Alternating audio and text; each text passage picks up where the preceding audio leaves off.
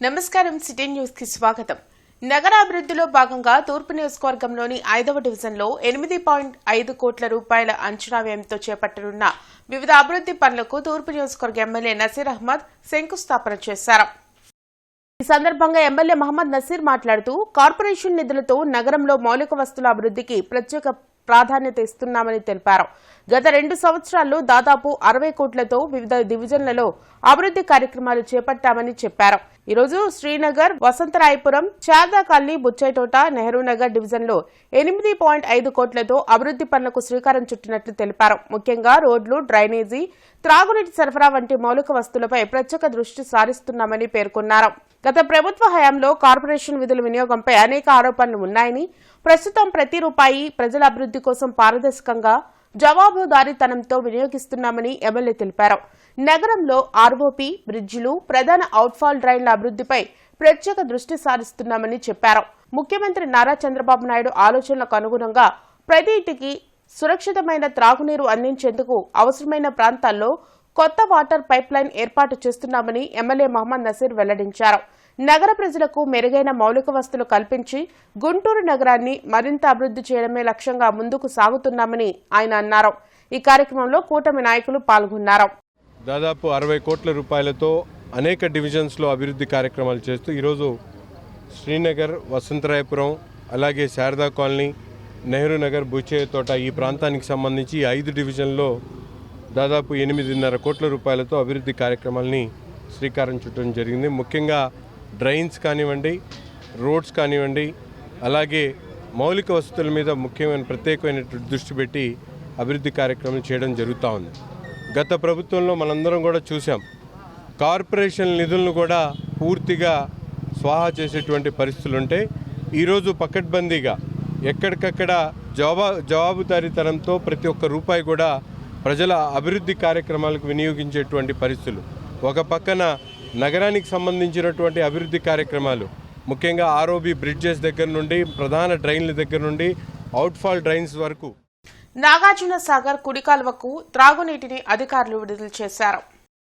Project EE Ramesh, Genco అధికారులు కుడి జల విద్యుత్ కేంద్రంలో మొదటి యూనిట్ స్విచ్ ఆన్ చేసి 2000 క్యూసెక్కుల నీటిని విడుదల చేశారు. కుడి కాలువకు అధికారులు మొత్తం 8 టీఎంసీల నీటిని విడుదల చేయనున్నారు. కుడి కాలువ పరిధిలోని చెరువులు, కుంటలు నింపుకొని తాగునీటి అవసరాలకు వాడుకోవాలని ఈ సందర్భంగా సూచించారు. సాగర్ కుడి జల విద్యుత్ కేంద్రంలో విద్యుత్ ఉత్పత్తి ప్రారంభమైంది.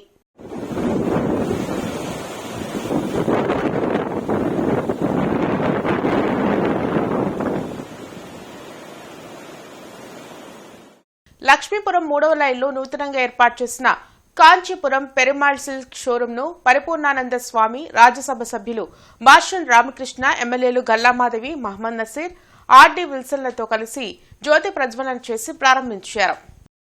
ఈ సందర్భంగా వారు మాట్లాడుతూ బయ్యా బ్రదర్స్ 5వ షోరూంగా కాంచీపురం పెరుమాళ్ సిల్క్ షోరూంను గుంటూరులో ప్రారంభించడం సంతోషంగా ఉందన్నారు. పలు నగరాల్లో ఎన్నో షోరూంలు ఏర్పాటు చేసి ప్రజలకు సరసమైన ధరలకు పట్టుచీరలు అందిస్తున్నారని తెలిపారు. తమ షోరూంలలో మహిళలకు ఉపాధి కల్పించేందుకు బయ్యా వాసు, రవి అవకాశం కల్పించినందుకు వారిని అభినందించారు. పట్టుగొట్టు పెరుమాళ్ కెరుక, అందుకే గుంటూరులో కాంచీపురం పెరుమాళ్ సిల్క్ షోరూం ఏర్పాటు చేశామని షోరూం అధినేత బయ్యా వాసు తెలిపారు. ఈ షోరూంలో 3,000 రూపాయల నుంచి 3 లక్షల వరకు పట్టుచీరలు లభిస్తాయని తెలిపారు. ఈ కార్యక్రమంలో బయ్యా వాసు, రవి, వారి కుటుంబ సభ్యులు, షోరూం సిబ్బంది పాల్గొన్నారు. 5వ కేంద్రంగా గుంటూరులో దాన్ని అభివృద్ధి చేస్తున్నారు. తప్పకుండా మంచి కార్యాలకి, ప్రత్యేకించి ఇది పెళ్లిళ్ళు కానీ, శుభకార్యాలు, పూజలు, వీటన్నిటికీ పట్టు చీరలే వాడతారు. ఈరోజు ఈవెంట్స్ కూడా పట్టు చీర అనేది ఒక ప్రధానమైనటువంటి ఒక సింబల్ అయింది, ఐడెంటిటీ అయింది.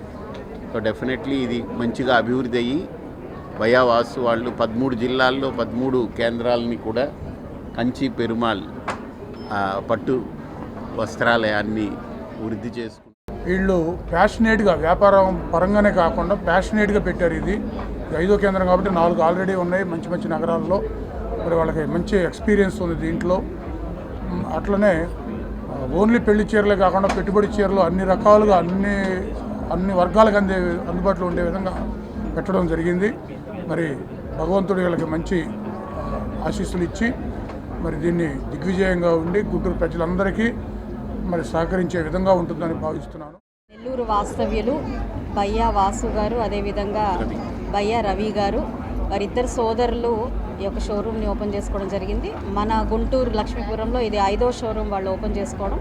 ఎప్పటి నుంచో కూడా శుభమస్తు షాపింగ్ మాల్తో ప్రజలందరికీ, ముఖ్యంగా ఆడవాళ్ళందరికీ ఎంతో దగ్గరైన ఒక షోరూమ్ అది. అయితే వారే ఇప్పుడు పెరుమాళ్ సిల్క్ శారీ షోరూమ్ని ఓపెన్ చేసుకుంటున్నారు మన గుంటూరుకి. పట్టు వస్త్రాలతో వాళ్ళు మహిళలందరికీ మరింత చేరువ అవబోతూ ఉన్నారు. 5 షోరూమ్స్ నడుపుతూ ఒక విశేష అనుభవం కలిగినటువంటి వాసు గారు అలాగే రవి గారు ఈ షోరూమ్ని గుంటూరులో పెట్టడం చాలా సంతోషం. తప్పకుండా ఈ ప్రాంతంలో ఉన్నటువంటి ప్రతి ఒక్కరు కూడా ఈ షోరూమ్ని విజిట్ చేసి తమకు కావాల్సినటువంటి కలెక్షన్ని తీసుకోవాల్సిందిగా మనస్ఫూర్తిగా కోరుతా ఉన్నాం. ఐ విష్ రవి గారు వాసు గారు ఇద్దరికి కూడా శుభాకాంక్షలు తెలుపుతూ కస్టమర్స్ని మరింత అట్రాక్ట్ చేసేటువంటి విధంగా అవకాశం వరకు ఒక మంచి బ్రాండెడ్ ఒక ఐటమ్స్తో పాటు వాళ్ళకి ప్రైజెస్లో కూడా కొంత కంఫర్టబుల్ ఇవ్వాలని కోరుతాం. రాష్ట్రాన్ని గంజాయి రహితంగా తయారు చేస్తూ అరకు కాఫీ లాంటి పంటలను ముఖ్యమంత్రి చంద్రబాబు ప్రోత్సహిస్తున్నారని రాజ్యసభ సభ్యులు భాష్యం రామకృష్ణ పేర్కొన్నారు. డ్రగ్స్ రహిత సమాజ నిర్మాణం కోసం గుంటూరు పోలీసులు డ్రగ్స్ వద్దు బిడ్డ ప్రచార చిత్రాన్ని రూపొందించారు. ఎంపీ భాష్యం రామకృష్ణ, ఎస్పీ వకుల్ జిందాల్ గుంటూరు మైత్రి మాల్లో ఈ చిత్రాన్ని విడుదల చేసి వీక్షించారు. స్టూడెంట్స్తో పాటు పేరెంట్స్ కూడా డ్రగ్స్ పట్ల అవగాహన కలిగించేందుకు ఈ యాడ్ ఫిల్మ్ తయారు చేయించామని ఎస్పీ వకుల్ జిందాల్ తెలిపారు. యువత చెడు వ్యసనాలకు బానిసగా మారితే భవిష్యత్తు అంధకారం అవుతుందన్నారు. అందుకే సీనియర్ డైరెక్టర్ దిలీప్ రాజా దర్శకత్వంలో సీనియర్ నటుడు నరసింహరాజుతో కలిసి డ్రగ్స్ వద్దు బిడ్డ అనే యాడ్ ఫిల్మ్ తీయించడం జరిగిందన్నారు. ప్రతి ఒక్కరూ తమ ఆరోగ్యాన్ని కాపాడుకొని సమాజంలో తలెత్తుకొని జీవించడానికి ఆటల వైపు ఆసక్తి చూపించాలని ఎంపీ భాష్యం రామకృష్ణ పిలుపునిచ్చారు. ఈ కార్యక్రమంలో దిలీప్ రాజా, నరసింహరాజు తదితరులు పాల్గొన్నారు. ఒక నెగిటివ్ వెర్షన్కి అలవాటు పడితే ఎంత నాశనం అవుతున్నామో, అదే ఒక పాజిటివ్ గేమ్స్ కానివ్వండి, యాక్టివిటీస్ కానీ చేస్తే హెల్త్ బాగుంటుంది, మన లైఫ్ బాగుంటుంది, పేరెంట్స్ హ్యాపీగా ఉంటారు, తద్వారా సొసైటీ కూడా న్యాయం జరుగుతూ ఉంటుంది, చక్కగా ఉంటుంది. కాబట్టి యూత్ అందరూ చెప్పేది ఏంటంటే ఇటువంటివి అసలు ఎటువంటి లోను కాకుండా ఎంకరేజ్ చేయకుండా ఎవరికైనా తెలిసి ఉంటే వెంటనే డిపార్ట్మెంట్కి కానీ పేరెంట్స్ కానీ చెప్తే వాళ్ళు రెస్పాన్సిబుల్ తీసుకొని ఈ సొసైటీని ఇటువంటి దుర్భర పరిస్థితులు రాకుండా కాపాడటానికి ఉంటుంది. మరి అట్లాగే ఇప్పుడు మనం నారా చంద్రబాబు నాయుడు గారు వచ్చిన తర్వాత గంజాయిని పూర్తిగా నిషేధించి వాళ్ళకి అటువంటి వాళ్ళకి అరకు కాఫీలు అటు తయారు చేసే విధంగా ప్రోత్సహించి గంజాయిని మ్యాక్సిమం ఈగల్ వ్యాక్సిన్తో కానివ్వండి, ఇటువంటి సిన్సియర్ ఆఫీసర్స్తో కానివ్వండి ఎంకరేజ్మెంట్తో ప్రభుత్వం కష్టపడుతూ ఉంది. సో పేరెంట్స్ ఈ డ్రగ్స్ మహమ్మారిలో పేరెంట్స్ చాలా ఇంపార్టెంట్ రోల్ ప్లే చేయాలి. వాళ్ళ పిల్లలలో ఏదైతే ఈ డ్రగ్స్ తీసుకోవడం వల్ల ఏదైతే చిన్న చేంజెస్ వస్తాయో, వాళ్ళ బిహేవియరల్ చేంజెస్, వాళ్ళ సోషల్ చేంజెస్ ఏదైతే వస్తాయో వాళ్ళు ముందుగానే గమనించి దాని మీద అది ఎందుకు వస్తున్నాయని వాళ్ళు కొద్దిగా కూడా దాని మీద దృష్టి పెడితే చాలా వరకు ఈ డ్రగ్స్ మహమ్మారి నుంచి మనం యువతని కాపాడగలుగుతాము. అదే ఉద్దేశంతో ఈ యాడ్ ఫిల్మ్ తీయడం జరిగింది. ఈ ad film only 2 minutes 3 minutes డ్యూరేషన్తోనే చాలా షార్ట్గా తీయడం జరిగింది. సో దాట్ అన్ని సినిమా హాల్స్లో, సోషల్ మీడియాలో, అదేవిధంగా టీవీ మీద కూడా ఇది చూపించడం జరుగుతుంది. లక్ష్మీపురంలో కాంచీపురం పెరుమాళ్ సిల్క్ షోరూం ప్రారంభోత్సవ కార్యక్రమంలో ప్రముఖ నటీమణి ఐశ్వర్య రాజేష్ సందడి చేశారు. ఈ సందర్భంగా హీరోయిన్ ఐశ్వర్య రాజేష్ మాట్లాడుతూ కాంచీపురం పెరుమాళ్ సిల్క్ షోరూంలో మహిళలకు అందుబాటు ధరల్లో పట్టుచీరలు అందుబాటులో ఉన్నాయని తెలిపారు. పండుగలకు, శుభకార్యాలకు ఈ కాంచీపురం పెరుమాళ్ సిల్క్స్ షోరూంను సందర్శించి పట్టుచీరలు కొనుగోలు చేయాలని కోరారు. చీరలు అంటేనే ఆడవాళ్ళకి చాలా ఇష్టం. దాంట్లో వెరైటీ కాంచీపురం గద్వాలు, పైతిని, పట్ని పటోలా, కాంచీపురం సిల్క్స్, పోచంపల్లి, ఇలా చాలా వెరైటీస్ ఉన్నాయి. వన్ స్టోర్లో చాలా బాగుంది సార్. స్టోర్ చాలా బాగుంది. గుంటూరుతో నాకు ఒక స్ట్రాంగ్ కనెక్షన్ ఉంది. మా అమ్మగారు గుంటూరు నుంచే. సో గుంటూరు అంటేనే ఒక స్పెషల్ ఫీలింగ్. ఇది నా రెండోసారి నేను రావడం. ఖచ్చితంగా ఇది 5th స్టోరు. ఇంకా 50 కాదు 100 కాదు 500 స్టోర్లు మీరు ఓపెన్ చేయాలని మనసారా నేను వచ్చి దేవుడిని మన విజయవాడ దుర్గమ్మని ప్రార్థిస్తున్నాను.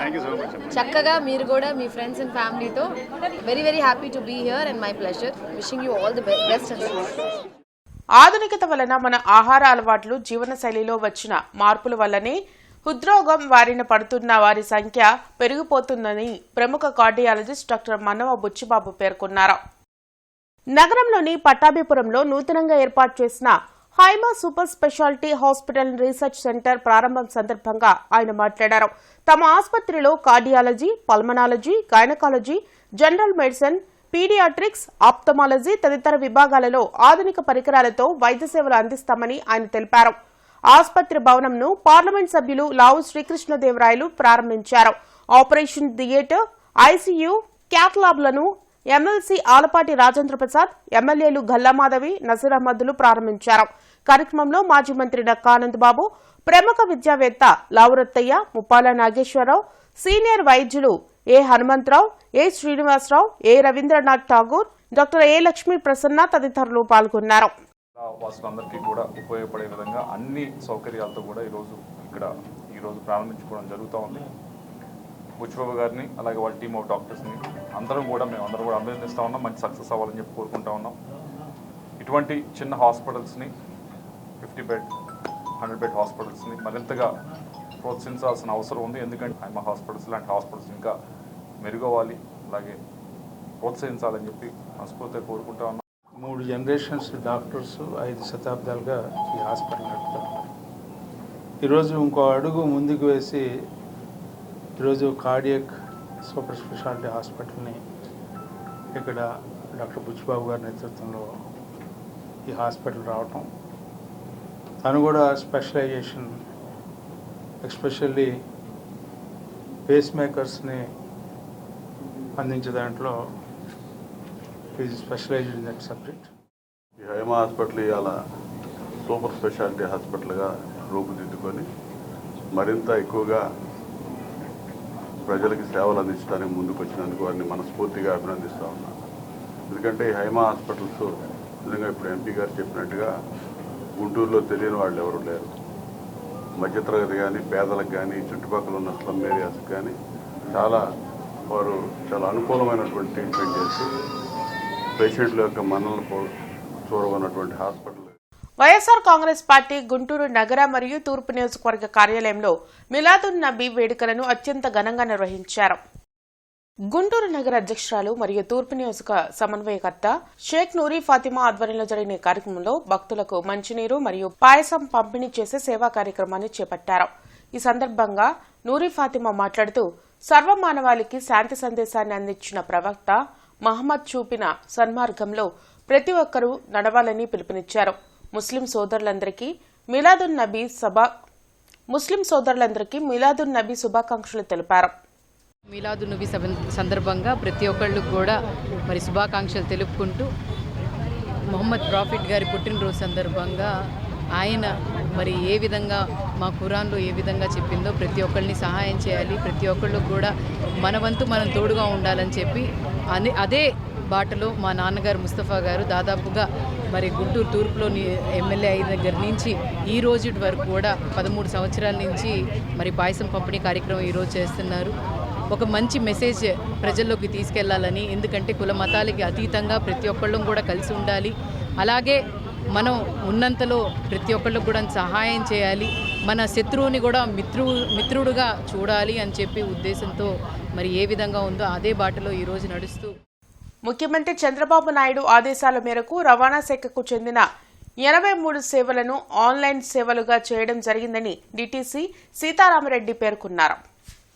వాహనం నడిపే ప్రతి ఒక్కరూ డ్రైవింగ్ లైసెన్స్ తీసుకోవాలని డిప్యూటీ ట్రాన్స్పోర్ట్ కమిషనర్ సీతారామిరెడ్డి చెప్పారు. మొదటగా లెర్నింగ్ లైసెన్స్ తీసుకోవాలన్నారు. దానికోసం sardi.parivahan.gov.in సైట్లో లెర్నింగ్ లైసెన్స్ ఫీజు చెల్లించి స్లాట్ బుక్ చేసుకోవాలని సూచించారు. అనంతరం గుంటూరు, తెనాలి, మంగళగిరిలో ఉన్న ఏదైనా ఆర్టీఓ కార్యాలయానికి వెళ్లి కంప్యూటర్ పరీక్ష రాసి లెర్నింగ్ లైసెన్స్ పొందాలని అన్నారు. ఆ తర్వాత 30 రోజుల్లోపు మరలా సైట్లోకి వెళ్లి డ్రైవింగ్ లైసెన్స్కు అప్లై చేసుకోవాలని అన్నారు. ఆ రసీదుతో ఆర్టీఓ కార్యాలయానికి వెళ్లి డ్రైవింగ్ టెస్ట్లో పాల్గొని లైసెన్స్ పొందాలని కోరారు.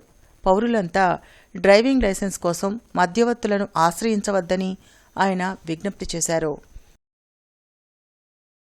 డ్రైవింగ్ లైసెన్సు ఒక వాహనం నడపడానికి తప్పనిసరి.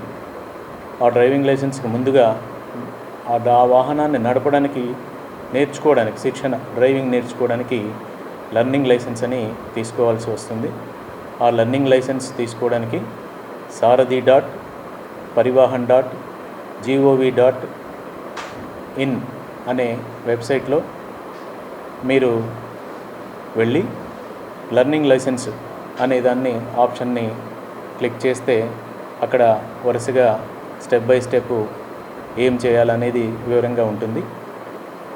అక్కడ స్లాట్ బుక్ చేసుకున్న వెంటనే ఫీజు పే చేసి స్లాట్ బుక్ చేసుకున్న వెంటనే మీకు స్లాట్ రసీదు డౌన్లోడ్ అవుతుంది.